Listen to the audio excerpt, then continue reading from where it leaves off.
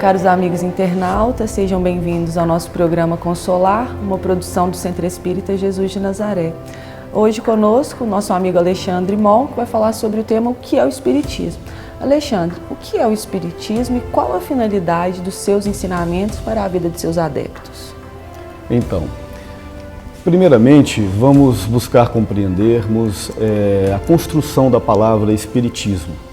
O sufixo ismo quer dizer do próprio, oriundo de.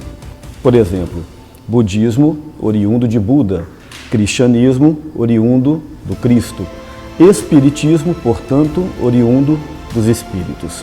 Essa palavra espiritismo foi criada pelo educador francês Allan Kardec no século XIX, exatamente para definir a filosofia que veio dos espíritos. O espiritismo flertou, digamos assim, com o pensamento humano desde o início dos tempos, desde o início dos antigos povos. Nesses povos, nós vamos ver manifestações mediúnicas, manifestações espirituais. Antigamente, os médiuns eram chamados de oráculos, pitons, pitonisas ou profetas. Mas para a revelação espírita acontecer, era preciso caminhar, era preciso desenvolver o pensamento humano. Na Idade Média, também chamado de período das trevas, a ciência era refém da religião dogmática. Era preciso fazer a cisão entre ambas e avanços no campo do pensamento para que a filosofia espírita fosse, enfim, revelada. Nós vamos ver diversos acontecimentos, diversas revoluções no campo do pensamento, como o renascentismo, o iluminismo, mais tarde o positivismo. A própria Revolução Francesa veio mexer com todas as bases culturais, políticas e intelectuais, dando assim uma estrutura para a revelação da doutrina espírita.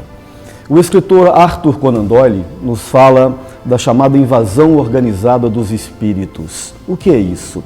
Segundo ele, no início do século XIX, final do século XVIII, diversos médiuns espetaculares encarnaram em vários países, dentre eles os Estados Unidos da América, a Inglaterra, a França, a Alemanha, a Itália, a Polônia, o Brasil e muitos outros países.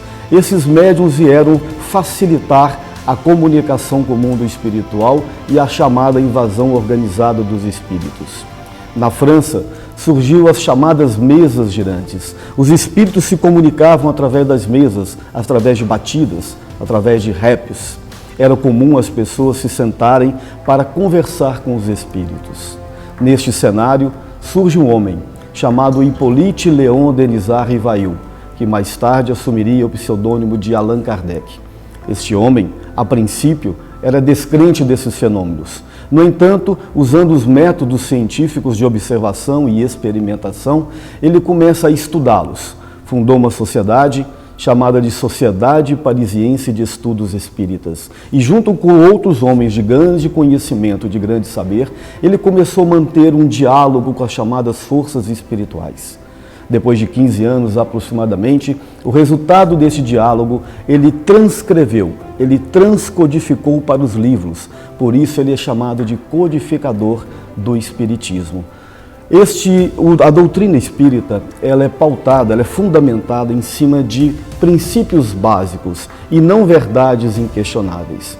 Quais seriam esses princípios? Dentre eles, Deus, o Espírito, a imortalidade dele, a pluralidade dos mundos, a comunicabilidade entre esses mundos, que é a mediunidade, e a pluralidade das existências, que é a reencarnação.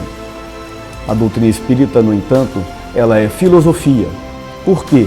Porque busca compreender a origem, a destinação do homem e que sentido que tem a sua vida. Ela é ciência porque busca compreender esses acontecimentos usando os chamados métodos científicos de experimentação, observação, tentativas e erros. E é também religião, mas religião no sentido lato, no conceito a priori da palavra religião, que é um mecanismo que facilita a religação do homem a Deus, que é o seu Criador, através do seu desenvolvimento intelectual e do seu aprimoramento moral. Você me perguntou qual que é a finalidade do Espiritismo, portanto. O seu objetivo é compreender a dinâmica da vida, as leis que agem no campo da matéria, as leis que agem no campo espiritual e a correlação entre ambas.